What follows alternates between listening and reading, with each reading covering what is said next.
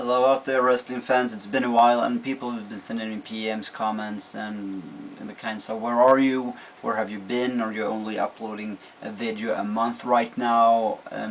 Thing is, it's summer. I've been busy. I've been working a lot, and I have been having a lot of projects going on. So, with that being, I haven't had that much time to do videos. Even less have I had time to catch up with TNA. I've been watching 2 TNA Impacts in the last 5 or 6 days. I'm about to watch Victory Road, perhaps later today or in the evening. So I'm progressing there as well, and I don't want to spend too much time on the internet, as I have not, as I said, been catching up with TNA yet. I want to see it for myself before knowing too much of what happens. So that's simply why I will be back more frequently soon, I hope. So there's no retirement coming soon, or me stepping away from doing videos. I will at least try to do these prediction videos and Q&A video here and there till I pick up more frequently. I will also try to include some questions in this video along with my predictions about SummerSlam, which in itself will lead to predictions. A lot of people have been speculating about whether Triple H will return or not. And Vance Legacy sent me a question, and he asked me straightforward, do you think that Triple H will be back at SummerSlam? I don't know if I said WrestleMania before I meant SummerSlam. And no, I don't think he will be back. He will absolutely not be the 7th man in the Team WWE. I'll come to that team later. People say that, well, SummerSlam, he's returned to SummerSlam before, like in 2008 after he tore his quadricep, and it's not like, I mean, a big name like Triple H want to miss SummerSlam, but the point is that he has been out now for a couple of months. He's been out longer than I expected, and so that way it's been long overdue.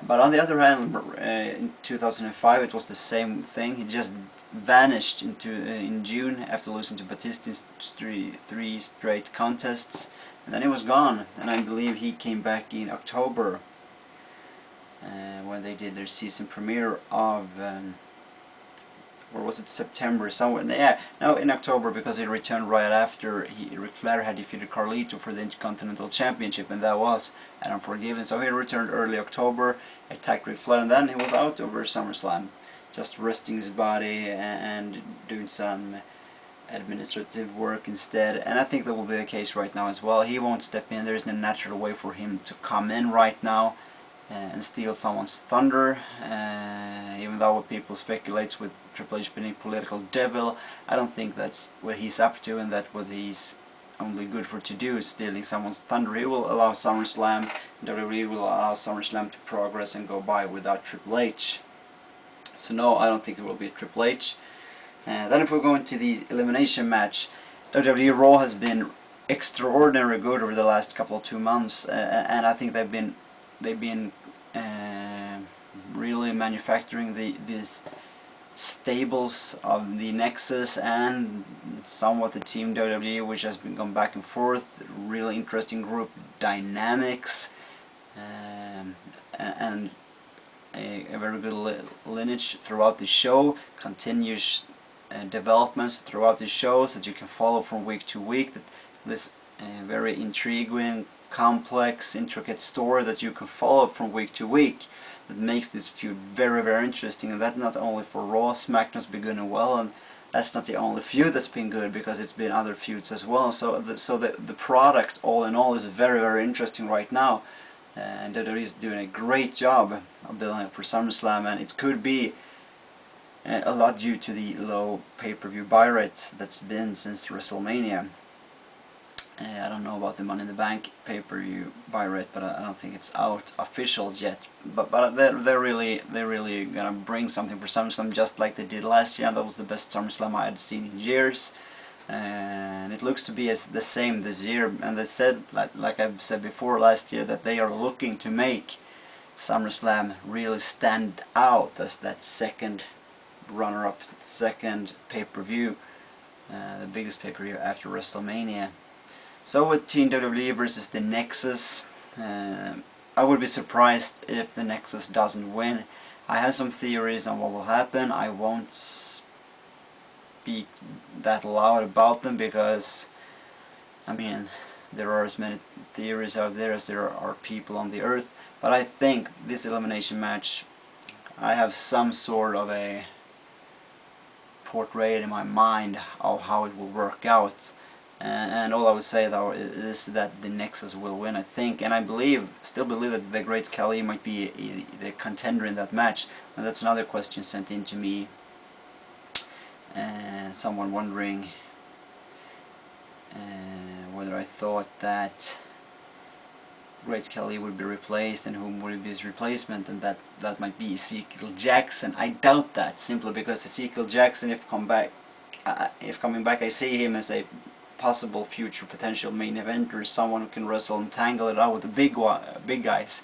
And if that's what they're having intentions to do, bringing him in for SummerSlam and then lose against Nexus, being ultimately eliminated, pinned or submit or wherever he's going to be eliminated for doing, that's not going to spell success for him. That won't be that standout of a comeback. I think instead we're going to be a slow progress in him.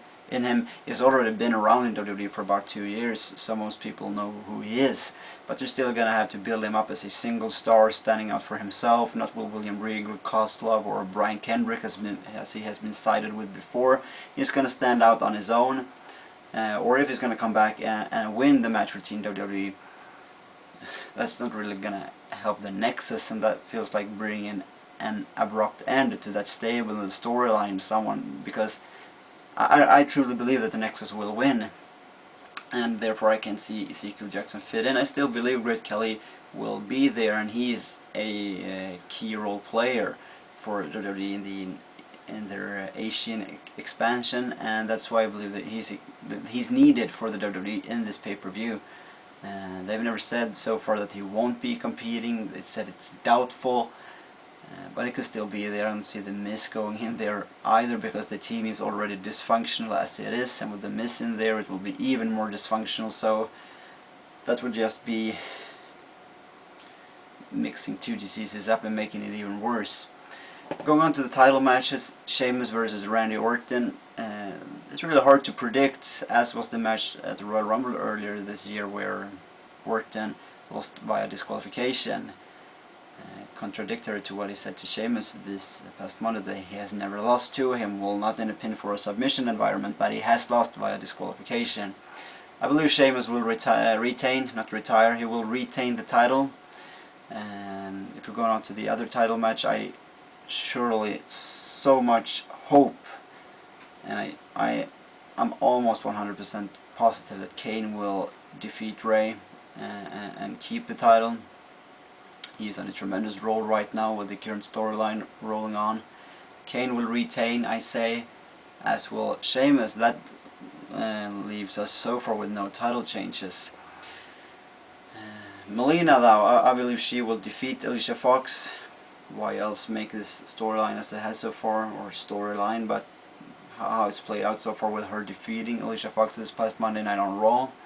Melina as the new Divas champion, she had a very impactful return 2 weeks ago, or well, that makes it 1 week ago, but two Raws ago, one Raw before this Raw this past Monday.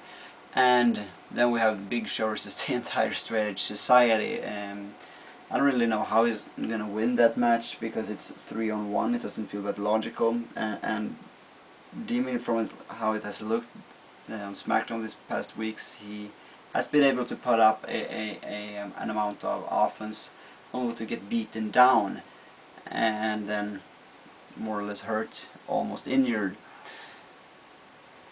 It's hard to predict, but it kind of depends on where they want to go with the Straight Edge Society, which has been looking sort of unstable as of lately, which might leave it open for Big Show to be the one to put the final nail in the coffin in for the SES. Could be, but I still say Straight Edge Society will win that match. Or do I do that? This is a really hard one with you more to think about it. I'll